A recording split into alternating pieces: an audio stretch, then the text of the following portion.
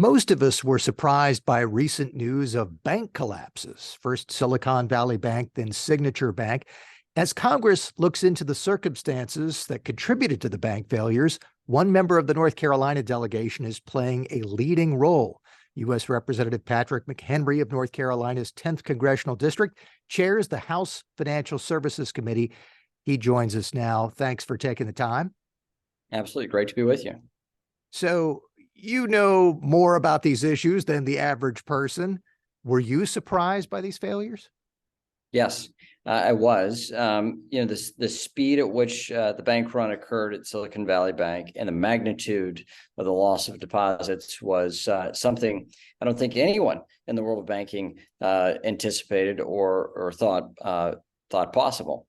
So I was quite surprised at the magnitude of the bank run. The speed of the bank run, and especially the two institutions that did fail. I was surprised by that. What's the role of the Financial Services Committee now in looking into this?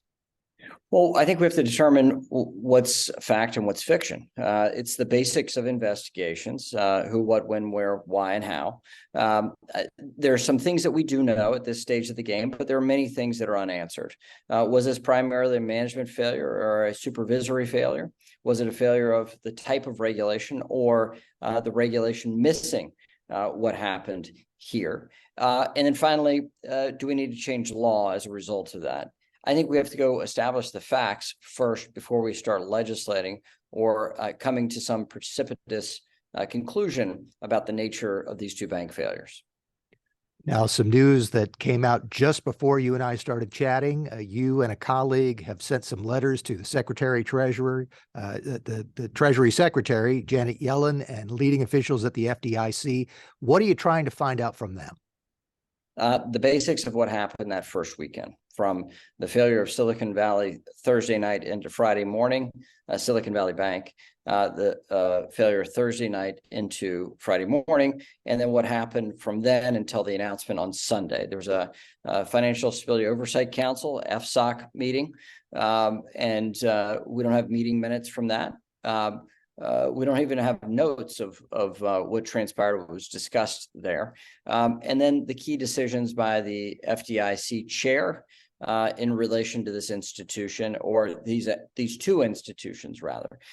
So it's the basics of investigations that we want to start establishing what happened and when and why. And it was, and I led the letter as chair of the Financial Services Committee. My vice chair, French Hill, joined me in those letters. You had a chance to chat about this issue recently on a major network broadcast, and there were some interesting things that I noted. One was that you talked about the need to, while looking at this issue, to consider the idea of trade-offs. And if there are going to be any changes, is there going to be any additional moral hazard? How important is it, as your committee moves forward, to keep those things in mind? Oh, I think you have to always think about the secondary impacts of your policy. I think what we're dealing with now is a movement of bank deposits from smaller institutions to the largest institutions that were deemed too big to fail during the last financial crisis, and a regulatory framework built around ensuring that they would not fail. So bank deposits have moved from really safe and sound community and mid-sized banks to the largest banks. That's a direct result of bad public policy, I believe. And so we have to make sure that community banks and regional banks can still thrive, and we have a variety of lending options available to us in our communities. With over 4,000 community banks, we, I believe, have a more vibrant economic growth than our peer countries, because we have a diversity of options in lending that enable entrepreneurship to occur in America at a rate unseen in the rest of the world. So we have to keep those attributes and make sure that we don't harm them in the name of very quick public policy. So that balancing act, I think, is really vital to encourage innovation, entrepreneurship, and also a safe and sound financial system. As the failures happened, some people jumped out and said, oh, it's because of bank deregulation. There have been changes that have loosened rules, so this has contributed to the problem. Sounds as if one of the things you're looking at is whether regulations put in place that encourage people to move their money to the bigger banks may have been an issue as well. It's not just a deregulation issue. No, for sure. And what we do know is the bill that some of the progressive left, many of the progressive left point to as deregulatory, had nothing to do with these two bank failures. And in fact, had the original Dodd-Frank Act been left untouched, we would have still had these two bank failures. That's one of the few things we do know at this stage of the game about public policy. And I think, again, everyone walked around in the original couple of days after these two bank failures and said that their long-held belief was realized in that particular circumstance. I don't think that's sound public policy. I don't think that's actually reasonable to think that somebody has been saying we need more regulation, and the day after a bank collapses, they say, aha, it was my wisdom that was not listened to in this process. So let's just let the facts take us where they may. And as we establish those facts, I'll be happy to admit the realities that we find. Another point you made in that national interview that I found interesting was you said, we might not know yet, but at some point we could know whether there is a legislative solution. You can't just say we're going to do something. If you're going to do something, you have to do something that's going to make a positive difference. That's right. And look, I'm a legislator. I want to legislate. But that doesn't mean that the solution always and everywhere is legislation. That doesn't make any sense.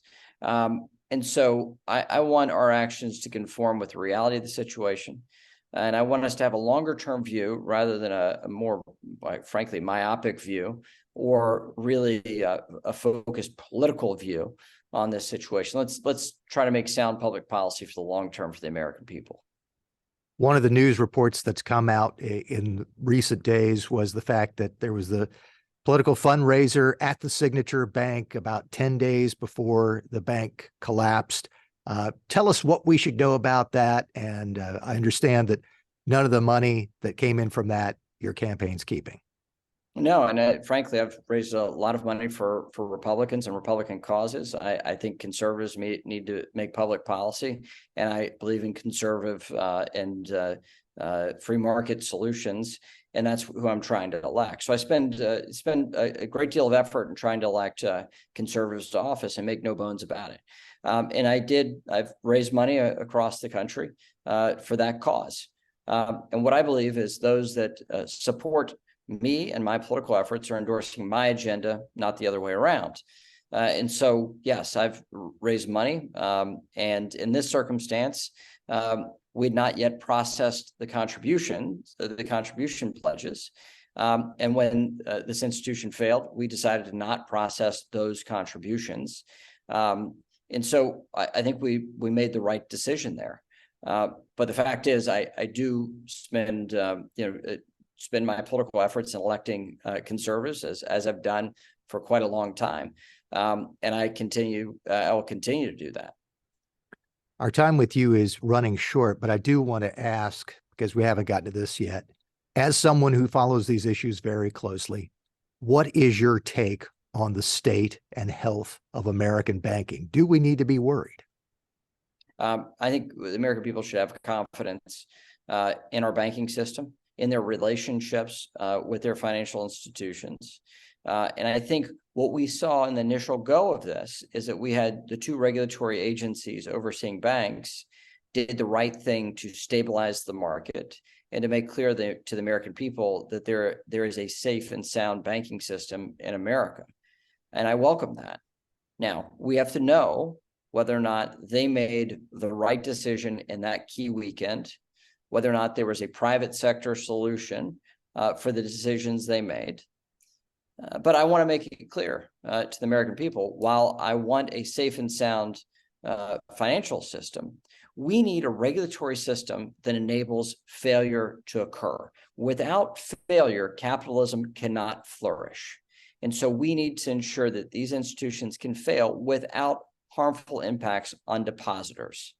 And so we saw these two institutions fail. We saw depositors made whole. I want to know whether or not there was a cheaper, better solution to make depositors whole that was in the private sector rather than using the federal deposit insurance fund. So we do have questions about this.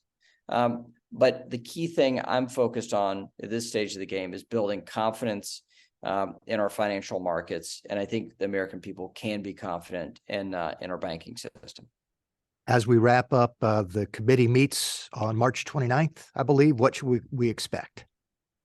A lot of questions and hopefully sound answers that expose their decision-making that went into their thinking around the decision-making they had in the first weekend. And my hope is to clear the path forward for banking in America. So those are the two purposes of the hearing.